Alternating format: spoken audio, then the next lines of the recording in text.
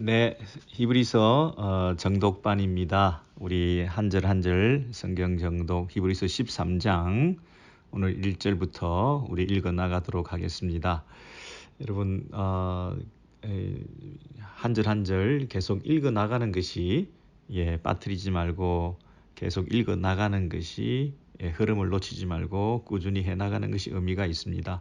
그래서 오늘도 히브리서 13장 1절부터 보시겠는데요. 형제 사랑하기를 계속하고 그랬습니다. 그리고 2절에는 손님 대접하기를 잊지 말라 그랬습니다. 그리고 3절에는 자기도 함께 갇힌 것 같이 갇힌 자를 생각하라. 갇힌 자. 3절에는 갇힌 자. 그리고 자기도 몸을 가졌은즉 학대받는 자를 생각하라. 갇힌 자, 학대받는 자, 그 다음에 손님 대접하기를 잊지 말라. 그리고 형제 사랑하기를 계속하라. 이런 그 명령형 동사들이 13장 1절부터 쭉 나오고 있습니다. 여러분, 이런 명령형 동사, 뭐뭐 해라, 뭐뭐 해라 이렇게 얘기를 하는 것은 구체적인 적용의 단계로 들어간 것이죠. 지금까지는 12장까지는 우리의 그 신분, 우리의 정체성, 우리가 어디에 왔느냐, 또 우리의 현재 소속은 어디냐, 우리의 현 주소가 어디냐, 너희는 어떤 사람들이냐, 이런 면에서 강조를 했다고 한다면, 이제는 이 히브리서 저자가 이 히브리서를, 이 편지글을 이제 좀 마무리할 때가 돼 가는 것 같아요. 그죠? 저자의 의도를 아시겠죠? 이 글을 편지를 마무리하는 차원에서 이 13장부터는 조금 더 프랙티컬한 적용거리를 제시하고 있습니다. 정말 너희들이 하나님의 자녀라면 어떤 상황 속에서도 하나님의 자녀로서의 그 자태를 잃지 말아야 될 것 아닌가. 뿐만 아니라 너희가 정말 신앙 공동체에 속한 자들이라고 한다면 그 말이죠. 너희들이 정말 새 언약의 공동체, 신약 교회 공동체로서 예수께서 십자가에 죽으시고 그리고 부활하셔서 허락하신 주의 몸된 교회로서 이 땅에 존재하는 하나님 나라의 모습을 보여주는 그런 공동체가 과연 어떤 모습으로 살아내야 될 것인가. 이 땅 위에 있는 교회 공동체는 히브리서 독자들은 어떤 모습을 드러내야 될 것인가. 구체적으로 삶에 있어서 어떻게 자신을 살아내야 될 것인가. 이런 부분에서 형제를 사랑해야 된다. 그죠? 그리고 손님을 대접해야 된다. 구체적으로 얘기를 하고 있죠. 그 4절 이하에 보시면 모든 사람은 혼인을 귀히 여기고 침소를 더럽히지 말고, 그죠? 여기는 결혼 관계에 대해서 그 윗구절을 1절부터 3절까지는 형제 사랑에 대해서, 그리고 4절부터는 결혼, 부부, 음행 뭐 이런 문제에 대해서 얘기를 하죠. 그리고 5절부터는 돈을 사랑하지 말고 있는 바를 족한 줄로 여기고 물질에 대해서, 그죠? 돈을 사랑하지 마라. 그리스도인들은 교회 신앙 공동체는 과연 어떤 모습으로 살아가야 할 것인가? 가정과 결혼의 문제, 그리고 교회 안에서의 형제 사랑의 문제, 그리고 물질을 어떻게 사용하고 그 돈에 대한 어떤 입장을 취하고 하는 그런 면에서 계속 구체적인 적용들이 나오고 있지 않습니까? 그죠? 그리고 7절 이하에 보시면 하나님의 말씀을 너희에게 이루고 너희를 인도하던 자들을 생각하며 교회의 리더들을, 말씀을 전하는 자들과의 관계를 어떻게 할 것인가. 그런 식으로 쭉 그 구체적인 교회 안에서 우리의 삶이 어떠한 모습을 드러내야 될 것인가에 대해서 적용을 해주고 있습니다. 그러니까 주로 명령형이 많죠. 뭐 해야 된다, 뭐 해야 된다, 그죠? 그 12장에 여러분 한 번 더 가서 보시겠습니다. 12장을 가서 보시면 이 신약 성도들이 어떤 성도들인가, 어떤 입장에 있는가 하는 것을 우리에게 알려주었죠. 그 13장 그 앞에 12장에 보시면 너희가 이런 곳은 그런 거 우리 배웠지 않습니까?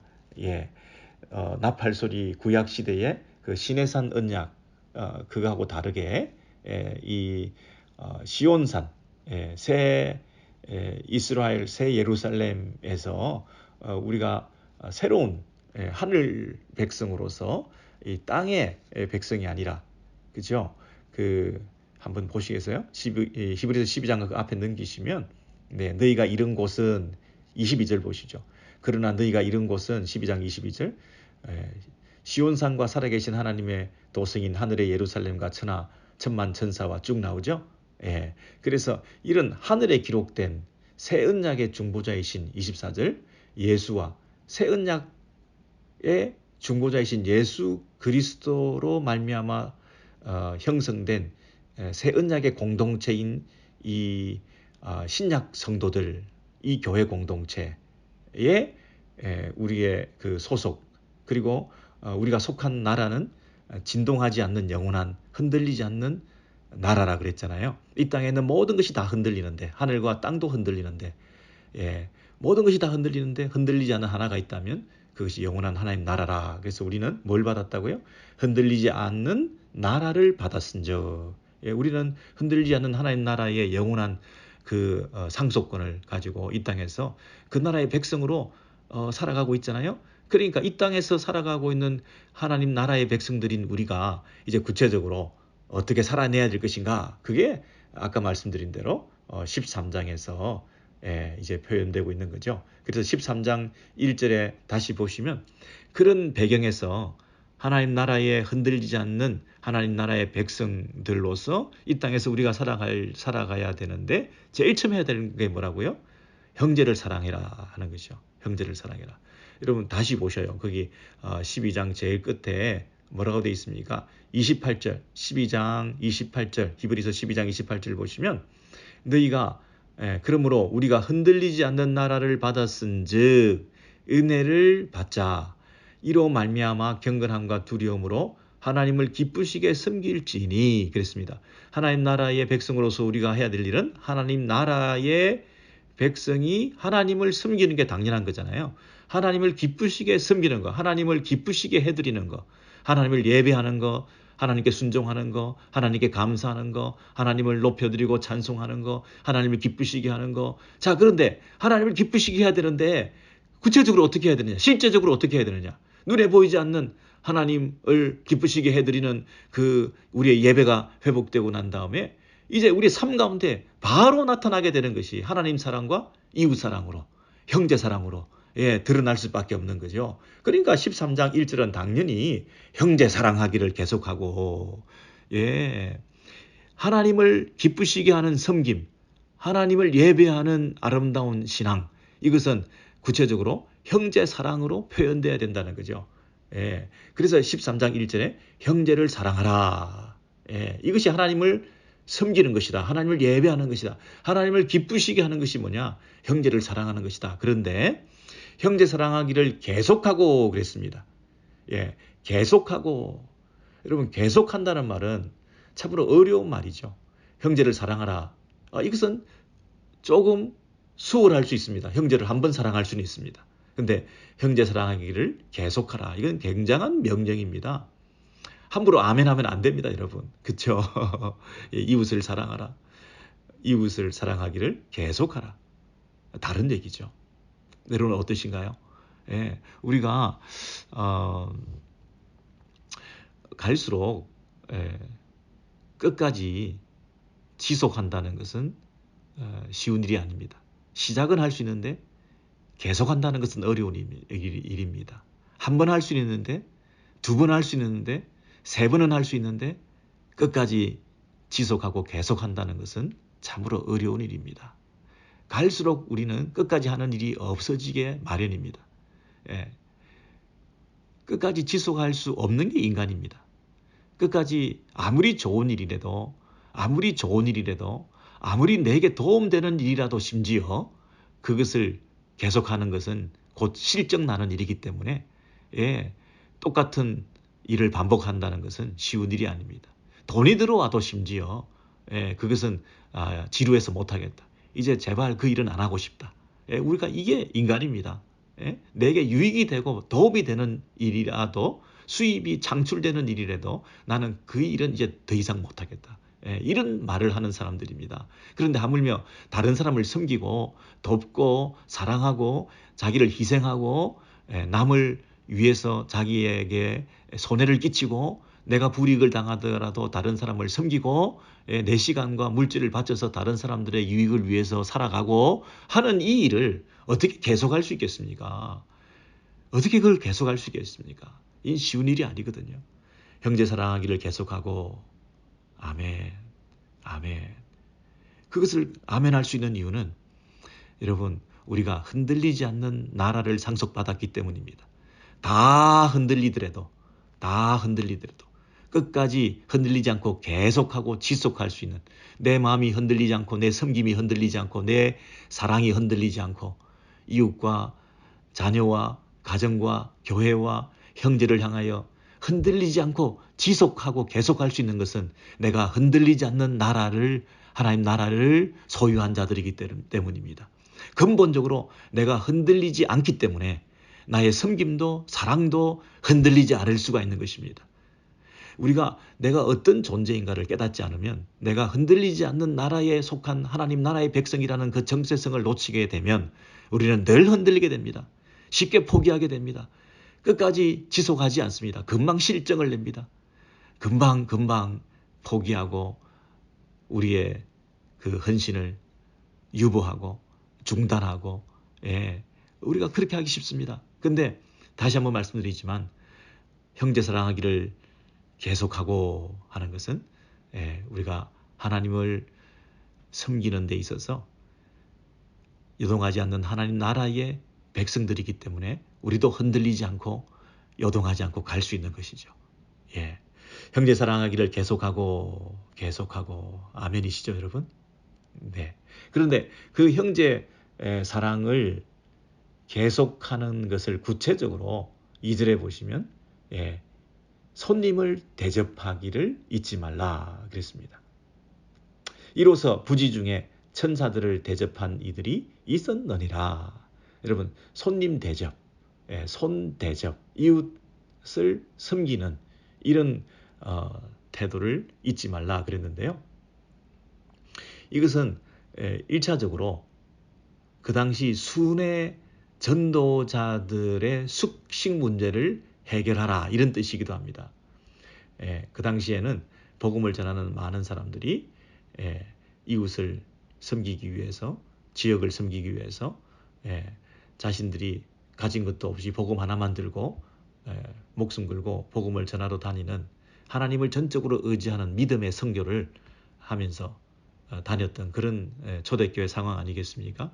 네, 그 복음을 전하는 그 일을 위해서 부름받아서 파송된 주의 제자들이 순회 전도자들이 다니고 있는데 그들이 하루 이틀도 아니고 계속 다니는데 어떻게 다 먹을 것을 입을 것을 쉴 것을 다 자기들이 마련하고 가지고 다니면서 그 일을 어떻게 하겠습니까? 그건 효과적이지 않죠. 텐트 메이커가 그때는 효과적이지 않겠죠. 더 빠르게 더 넓게 이 복음이 전해지게 하기 위해서는 가볍게 짐을 가볍게 해서 가는 곳곳마다 복음을 전하고 그리고 기본적인 대접을 받고 숙식을 해결하면서 빨리 복음을 전하도록 이렇게 다니도록 배려하는 것이 손님 대접하는 것이라고 알려져 있습니다. 그렇죠? 그리고 두 번째는 이 손님 대접은 모르는 사람이죠. 낯선 사람이죠. 나하고 평소에 친하지 않는 사람이죠. 그리고 보상을 받을 가능성이 없는 사람들이죠. 한번 왔다가 또 언제 올지 모르는 사람들인데 그런 사람들을 향해서 섬김을 잊지 말라 이렇게 말했습니다. 근데 그 이유가 뭐라고 얘기를 했냐면 이로써 부지 중에 천사들을 대접한 이들이 있었느니라. 이 구약에서 아브라함과 롯의 경우를 예를 들어서 그들이 이 손님을 낯선 사람들을 나그네를 대접했는데 결과적으로는 그들이 천사를 대접한 것이었다 이렇게 말하지 않습니까? 그죠? 롯의 경우를 여러분 기억나십니까? 그리고 아브라함의 경우도 여러분 구약에서 기억나시죠? 네, 그 잠언에도 이런 말씀이 있습니다. 가난한 자를 불쌍히 여기는 것은 여호와께 꾸이는 것이니 그 선행을 갚아 주시리라. 잠언 19장 17절인가요? 가난한 자를 불쌍히 여기는 것은 여호와께 꾸이는 것이니 그 선행을 갚아 주시리라. 우리는 가난한 자를 불쌍히 여겼는데 그 가난한 자가 우리한테 뭘 또 갚아 주겠습니까? 가난한데 어떻게 갚겠습니까? 그런데 하나님께서 그것을 갚아 주신다. 이렇게 얘기를 하신 거죠. 이 소자에게 행한 것이 결국 나에게 한 것이라. 그 말은 누가 한 것인가요? 예수께서. 우리 마태복음 25장에 보면 똑같은 원리로 얘기하고 있습니다.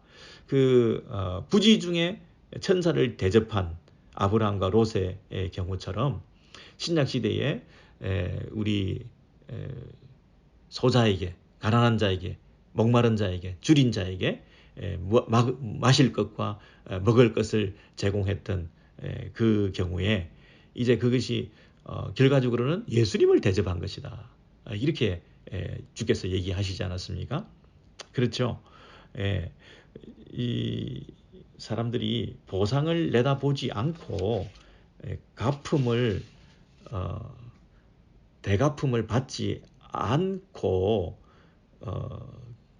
결과적으로 기대하지 않은 좋은 결과를 가져온다는 그 원리, 그죠?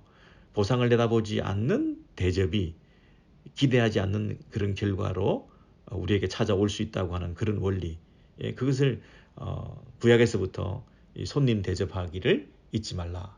이로써 부지 중에 천사들을 대접한 이들이 있었느니라. 우리는 그런 대접을 한다고 한 게 아닌데 보상을 기대를 하지 않고 그저 대접했는데 사실은 그 대접이 천사들을 대접한 것이다.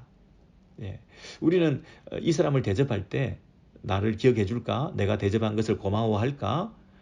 그런 마음으로 대접하지 않고 그저 감사함으로, 기쁨으로, 하나님을 섬김으로 조건 없이 나그네를 섬긴다는 얘기는 한번 왔다가 낯선 사람 지나가는데 그 사람이 우리에게 다시 보상해 줄 리가 없지 않습니까? 전혀 가깝지 않은 사람, 그리고 사회적인 약자, 외로운 사람, 여러 가지로 결핍된 사람, 소외된 자, 다시 대가품을 기대할 수 없는 그런 사람들, 그게 손님이고 나그네고 그렇지 않습니까? 그런 사람들을 잘 대접하는 것, 그것이 결과적으로는 하나님께 선행을 인정받는 것이 될 수 있다. 그렇게 말하는 거죠. 여러분 어떠세요? 보상을 기대하지 않고 하는 섬김과 대접이 기대하지 않은 놀라운 결과로 가져오게 될 수도 있다고 하는 것이 성경의 원리라는 것입니다. 여러분 이민자들이 뭐 한국에 고향에 돌아가거나 그랬을 때 이런저런 대접을 받을 수가 있는데요. 그 대접받기가 참 힘든 게 뭐냐면 우리는 갚을 길이 없습니다. 우리는 한번 삐죽 손님처럼 왔다가 이런저런 대접을 받으면 결국 다 빚을 지게 되는 것입니다. 그러니까 차츰 어떻게 되느냐면 약속을 수락하지 않습니다. 또 만남을 거절할 때가 있습니다. 또 핑계대고 그런 만남을 애써 피할 때도 있습니다. 왜냐하면 그 약속을 잡고 하고 만남을 하다 보면 나중에 갚아줘야 되기 때문에 그 갚아줘야 된다는 부담 때문에 죄송한 마음으로 가능하면 안 만날 수도 있다고 하는 그런 태도를 우리가 취하게 됩니다. 그게 이 사람들과의 만남입니다.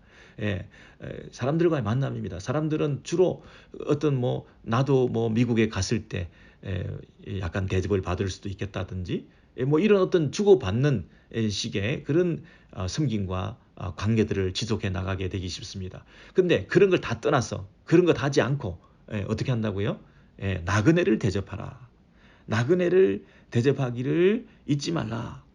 모르는 사람, 순회 전도자들, 복음을 위해서 수고하는 분들, 그리고 사회적인 약자들을 다시 대접받을 수 없는 서로의 관계인데도 불구하고 그냥 지나가는 사람인데도 낯선 사람인데도 나하고 이익과 무관한 사람인데도 내 관심 밖의 사람들인데도, 지금까지 나하고 전혀 모르던 사람들인데도, 오늘 헤어지면 다시 만날 가능성이 없는 사람들인데도, 그럼에도 불구하고 나에게 유익되지 않고 지나쳐 버릴 수밖에 없는 사람들일지라도, 그럼에도 불구하고 내가 그들을 잘 섬기고 대접하는 거, 이런 자세, 이런 마인드, 이게 진짜 중요하다는 것입니다, 여러분. 우리가 대접하고 밥 먹고 섬기고 친절하게 대하고 하는 게 다 사실은 알고 보면 어떤 겁니까, 여러분? 조건적이고 이 주고받을 어떤 그 기대치를 가지고 그렇게 계산적으로 하기가 쉽거든요. 별 볼 일 없는 사람들을 우리가 지극정성으로 섬길 리가 없지 않습니까?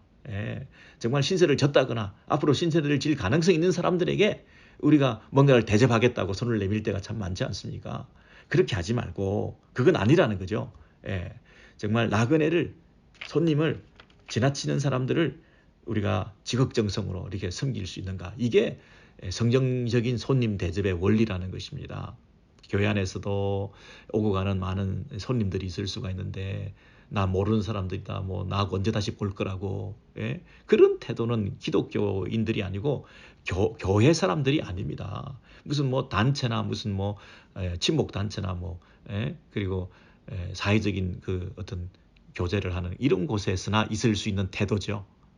전혀 처음 보는 사람인데도, 나그네인데도, 다시 안 볼 사람들인데도, 그저 지나치는 손님들인데도 그 사람들을 어떻게 해요? 지극정성으로 섬기는 것입니다. 이것이 아브라함의 태도고, 롯의 태도고, 잠언에서 가르친 태도고, 그리고 예수께서 가르쳐 주신 태도라는 거죠. 내가 언제 했습니까? 내가 언제 섬겼습니까? 나는 예수님인 줄 모르고 했는데요.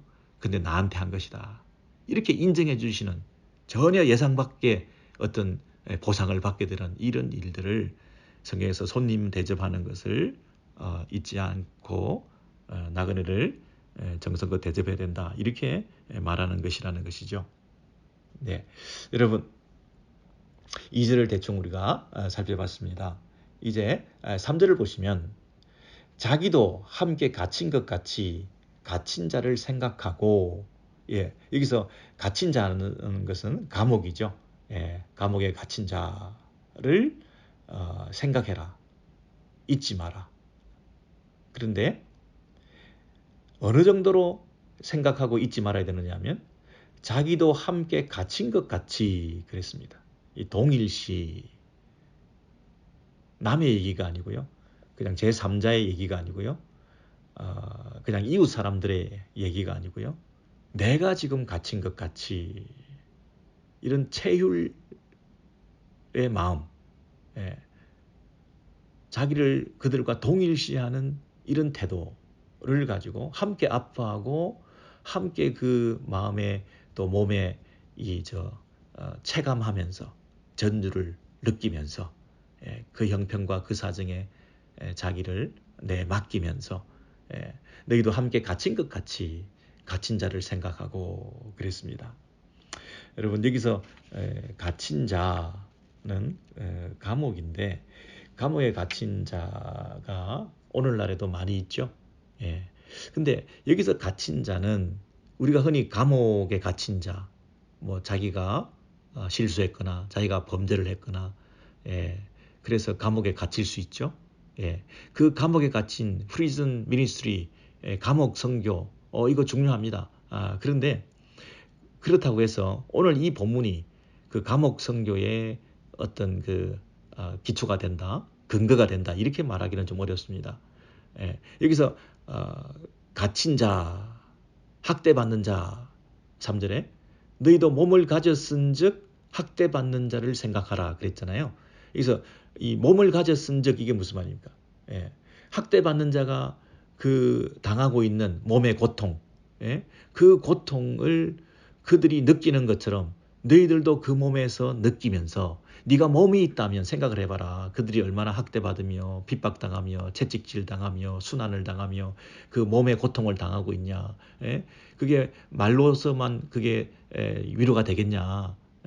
정말 진심으로 내 몸이 있다면 내 몸에서 그 고통을 함께 느끼면서 추위를 느끼고 이 외로움을 느끼고 배고픔을 느끼고 하는 그 동일시를 통해서 그들을 생각하라. 이것은요, 단순히 그 죄를 짓고 사회에서 수용되어 있는 어떤 범죄 집단의 어떤 감옥 안에 있는 자들을 생각하라. 그들을 불쌍히 여기라. 이런 차원을 조금 뛰어넘는 것 같아요.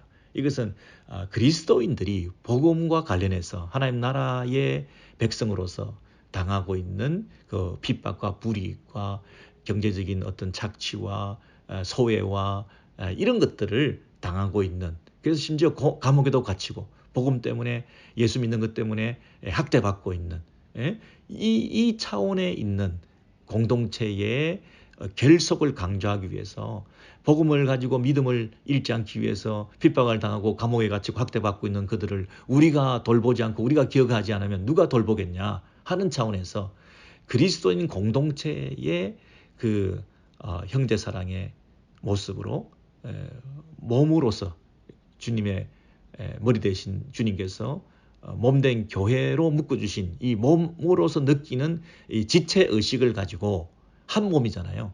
우리가 몸에 붙어 있으니까 몸의 이 다리에서 느끼는 통증이 또 팔에서 느끼게 되고, 이 손가락에서 느끼는 통증이 왼쪽 손가락, 오른쪽 손가락에서 다 느끼게 되고 몸이 전체적으로 느끼게 되는 거잖아요. 그러니까 이것이 한 몸이라는 그런 공동체 의식을 가지고 이 지체들의 아픔과 소외와 이 감옥 속에서의 이 핍박과 배고픔과 이런 상황들을 우리가 함께 몸으로 느껴야 된다 하는 신앙 공동체로서의 형제 사랑을 얘기하고 있는 것이죠. 그렇죠?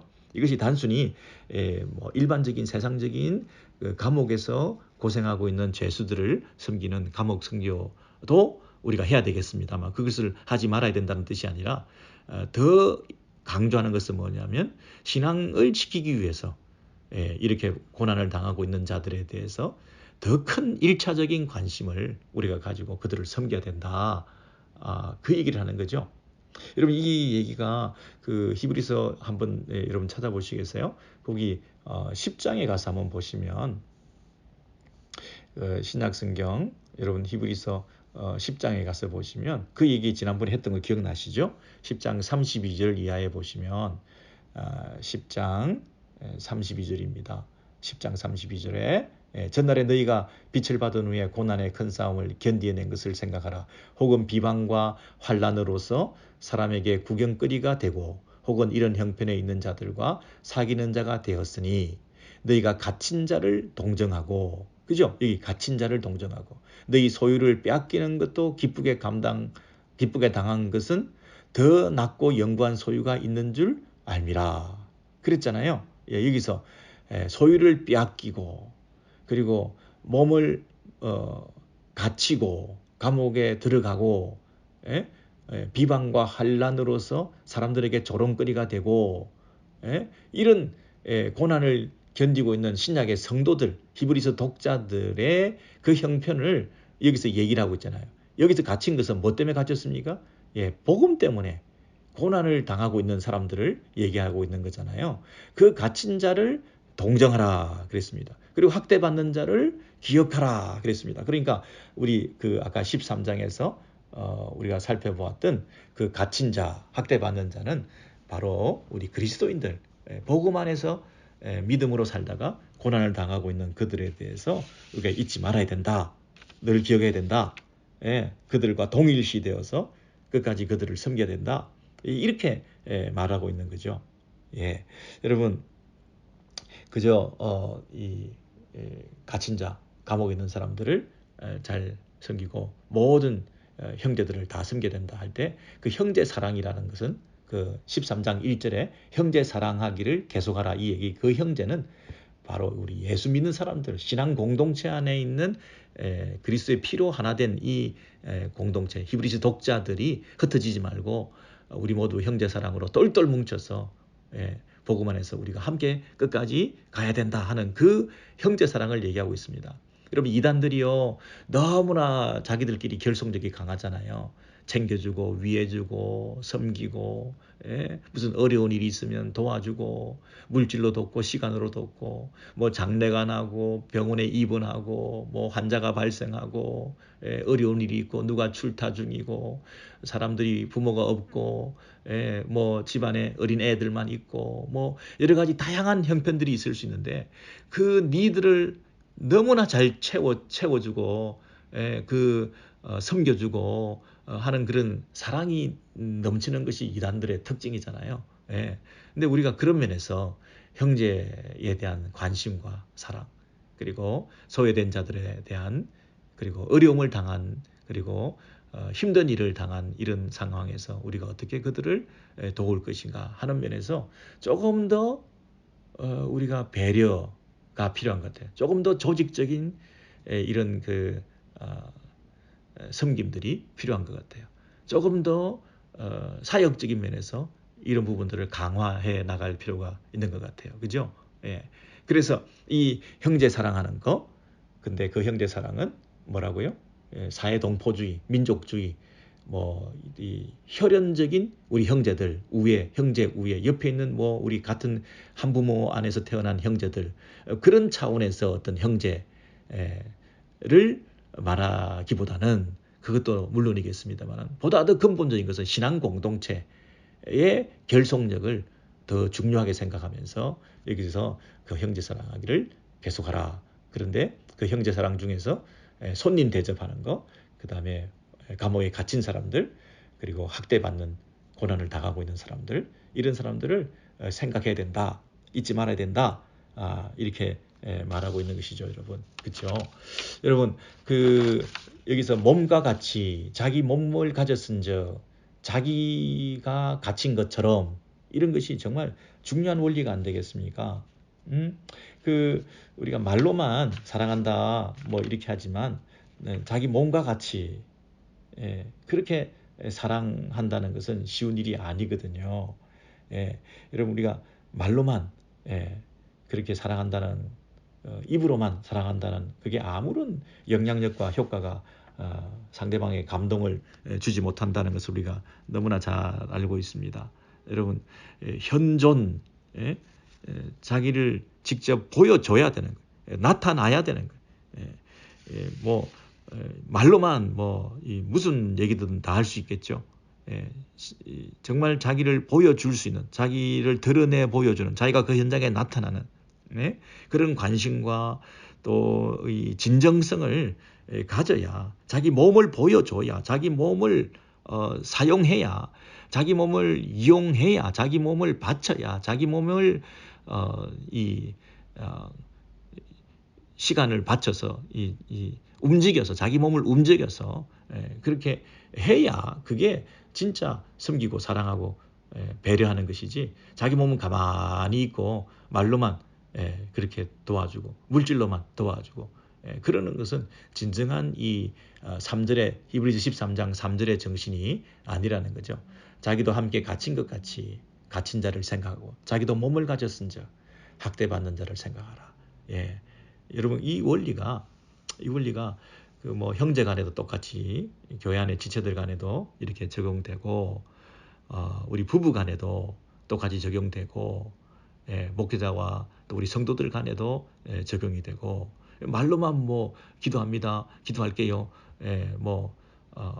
건강하세요, 이게 무슨 의미가 있겠습니까? 몸을 보여줘야지, 몸이 나타나야지, 몸을 사용해야지. 그런 면에서 그 아픔을 함께 몸으로 느끼면서, 그래서 그런 공감을 하고 있다면, 몸으로 함께 느끼고 있다면 쉽게 그렇게 말을 할 수도 있는 것도 아니죠. 그렇죠? 입으로만 얘기할 수가 있는 게 아니죠. 차라리 입을 딱 닫게 되고 함께 몸으로 그 아픔을 느끼는 그 현장에 같이 있는 것으로 족한 것이죠. 뭐라고 말로서 이렇게 할 게 아니죠. 가볍게 쉽게 말로서만 할 수 있는 게 아니라 그냥 그 현장에서 몸으로 함께 동일시 되어서 그 자리에 손을 잡고 서 있을 수밖에 없는 그런 사랑, 형제 사랑, 이것이 우리에게 좀 필요한 것 아니겠나 싶습니다. 그래서 에베소서 5장에 보면 아내들아 자기 남편에게 복종하기를 죽게 하듯 하라 그랬습니다. 이건 자기 남편이랬어요. 아내들과 남편이 동일시 되었다는 거죠. 남편들아 너희 아내 사랑하기를 주께서 교회를 사랑하시고 그 교회를 위하여 자신을 주심과 같이 하라. 예수께서는 교회를 사랑한다 말로만 하지 않고 교회를 위해서 자기의 몸을 주셨거든요. 사랑의 표현으로 자기를 주셨거든요. 자기의 몸을 바치고 죽기까지 희생하는 사랑을 하셨거든요. 그 사랑을 우리도 실천해야 된다고 얘기하고 있습니다. 그것이 형제 간에, 부부 간에, 인간관계 안에서 그런 어떤 기본적인 태도를 우리가 잊지 말아야 되지 않겠습니까?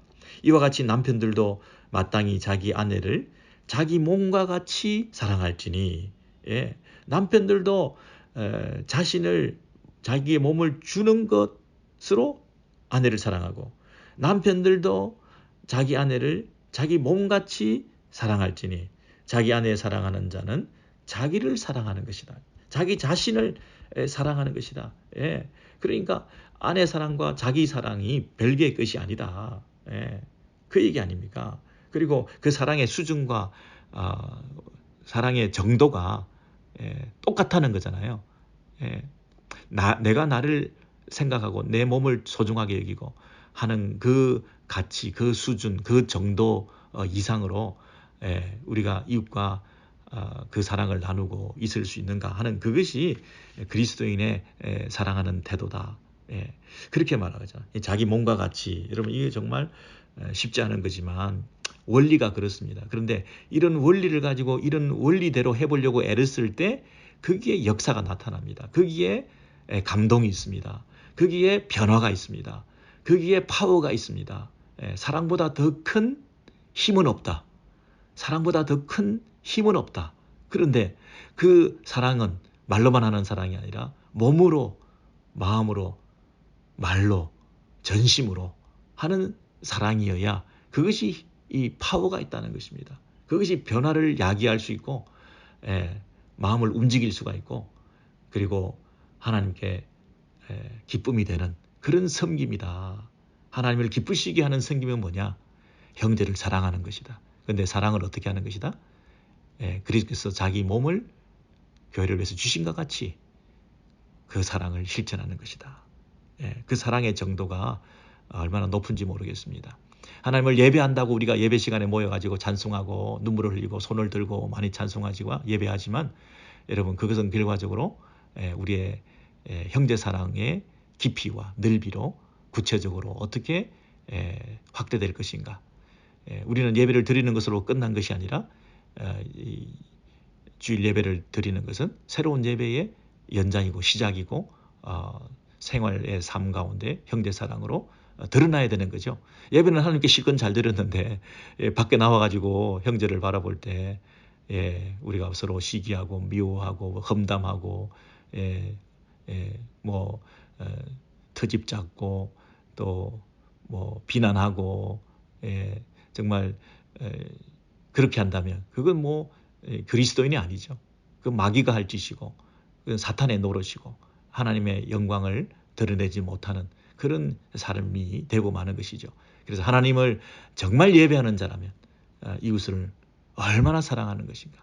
그리고 비난하고 무시하고 하대하고 그렇게 비판하고 하는 것은 형제 사랑이 아니죠. 허물을 덮어주고 끝까지 사랑하고 이해해주고 그 입장이 대해주고 그 마음을 헤아려주고 그럴 수밖에 없는 그들의 형편을 이해해주고 위로해주고 그리고 부족한 점이 있으면 기도해주고 하는 이런 관계가 교회 신앙 공동체인 거죠. 그게 형제 사랑인 거죠. 허물을 덜치고 문제를 만들고 이런 모습은 형제 사랑이 아닌 거죠. 그러니까 얼마나 지금 신앙 공동체 여러분 생각해 보세요. 지금 히브리서 독자들에게 지금 핍박을 당하고 초대교회에 어려움을 당하고 있는 상황에서 너희들 안에 내분이 있으면 되겠냐? 너희들 안에 서로를 원망하면 되겠냐? 너희들끼리 서로 불평하면 되겠느냐? 학대받고 고난당하고 어려움을 당하는 너희들이 정말 너희들끼리 결속하고 하나가 되고 뜨겁게 형제를 섬기고 사랑하고 그리고 어려움을 당하고 있는 자들을 잊어버리지 말고 끝까지 기억하고 예? 그게 정말 중요한 거 아니냐. 그리고 손님을 대접하고 순회 전도자들을 위해서 기도해주고 마음과 물질을 사용하여 그들을 섬기고 대접하고 이게 얼마나 중요한 삶의 우선순위, 사역의 우선순위. 이게 가장 우리가 해야 될, 집중해야 될 일인데 그건 하지 않고 뭐 비난하고 조롱하고 무시하고 세상적으로 나가서 그렇게 살아가고 정말 중요한 이 교회 섬김, 하나님의 나라의 백성들을 돌아보는 일에 등한히 하고 조금 하다가 지속하지 못하고 흔들리고 마음이 여동하고 마음에 결심했다가 다시는 그러지 않겠다고 해놓고는 또 그렇게 하고 하는 이런 일들을 반복할 때 이게 계속하라, 여동하지 말고 흔들리지 말고 끝까지 지속하라, 이 명령을 우리가 어기는 거잖아요.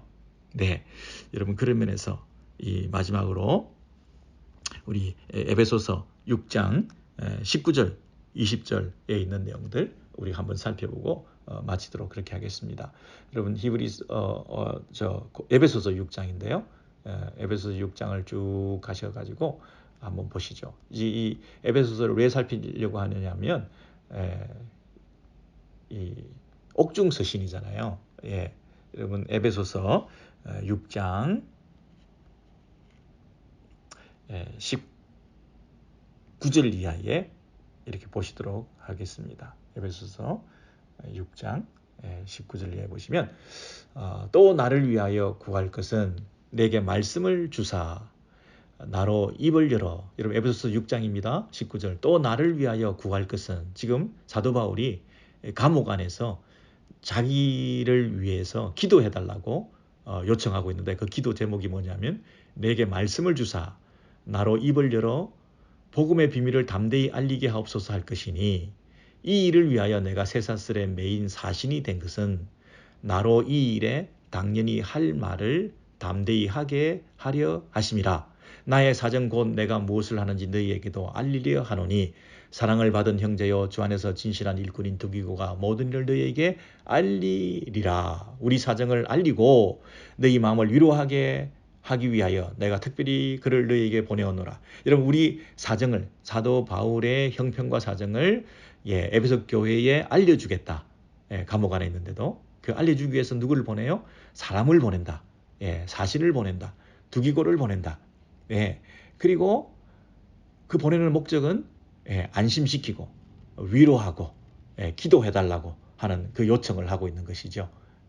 그래서 이 쇠사슬에 내가 메인 것은 오히려 이곳에서 복음을 담대히 전하도록 하기 위해서 이곳에 나를 묶어 두셨는데, 그러면 이 감옥 안에서 옥중 서신을 쓰고 있는 사도 바울이 자기를 위해서 기도해달라. 나를 위하여 구할 것은 내가 복음의 비밀을 담대히 전하게 해달라. 이렇게 지금 기도 요청을 하고 있지 않습니까? 여러분 생각해 보세요. 아까 감옥에 있는 사람들을 잊어버리지 말라 그랬잖아요. 학대받는 자를 잊어버리지 말라. 그러면 잊어버리지 말라는 것은 뭡니까? 잊지 말라는 것은 그들을 불쌍히 여라. 그러게 뭐 돈을 갖다 줘라. 음식을 갖다 줘라. 옥바지를 해라. 뭐 이런 뜻도 있겠습니다만은 잊지 말라 하는 것은 그들을 기억하라.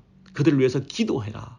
그들이 그 감옥 안에서 해야 될 사명을 잊지 않도록 계속 기도해라. 사도 바울이요. 지금 내가 복음의 비밀을 담대히 전하도록 하기 위해서 이곳에 내가 메인바 되었으니 너희가 이 사명을 끝까지 잘 감당할 수 있도록 입을 벌려 복음을 전할 수 있도록 너희가 나를 위해서 기도해달라. 나를 잊지 마라.